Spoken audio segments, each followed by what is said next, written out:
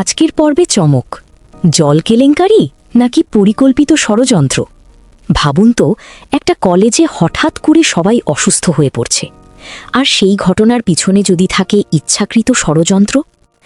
আজকের ঘটনায় সবচেয়ে বড় প্রশ্ন, এটা কি সত্যিই দুর্ঘটনা নাকি কারো খুব হিসেব করে খেলা শুরু। চলুন একটু গভীরে যাই।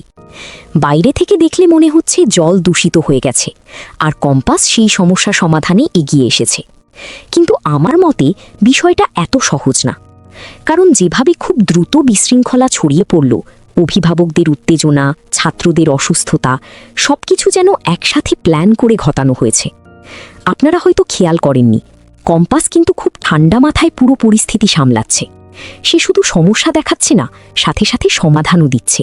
ফিল্টার বানানো, পানি পরীক্ষা করা, এগুলো কি আগে থেকেই প্রস্তুত ছিল, নাকি সে সত্যিই একজন দায়িত্বশীল লিডার? এখানেই দ্বন্দ্ব। এদিকে অন্য একটি লাইনেও চলছে অন্য খেলা। কিছু ছাত্র গোপনে পরীক্ষার সিস্টেম নিয়ে কারচুপির পরিকল্পনা করছে। তাদের লক্ষ্য একটাই, কম্পাসকে নিচে নামানো, কারণ তার ভালো পারফরমেন্সই তাদের চোখে কাঁটা। আমার মতে এখানেই গল্পটা আরও ডার্ক হয়ে যায়। কারণ শুধু প্রতিযোগিতা নয়, এখানে হিংসা আর প্রতিশোধ কাজ করছে। আপনার কি মনে হয়? অন্যদিকে অরিনের ট্র্যাকটা আরও ইন্টারেস্টিং।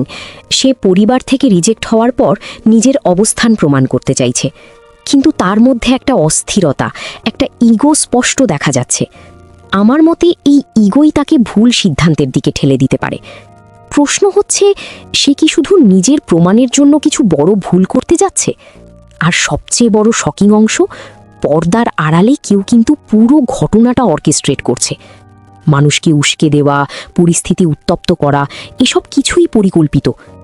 আসল সত্যিটা হলো, এটা শুধুই জল দূষণ না, এটা পাওয়ার গেম। এখন প্রশ্ন হচ্ছে, এই পুরো খেলাটা কার? কম্পাস কি সত্যিই নায়ক, নাকি সে ওই প্ল্যানের অংশ? আর যিনি পেছন থেকে সব চালাচ্ছেন, তার আসল উদ্দেশ্য কি? আপনারা কি মনে করেন, পরের ধাপে কে ফাঁসবে? আপনার থিওরি অবশ্যই কমেন্টে লিখে জানান।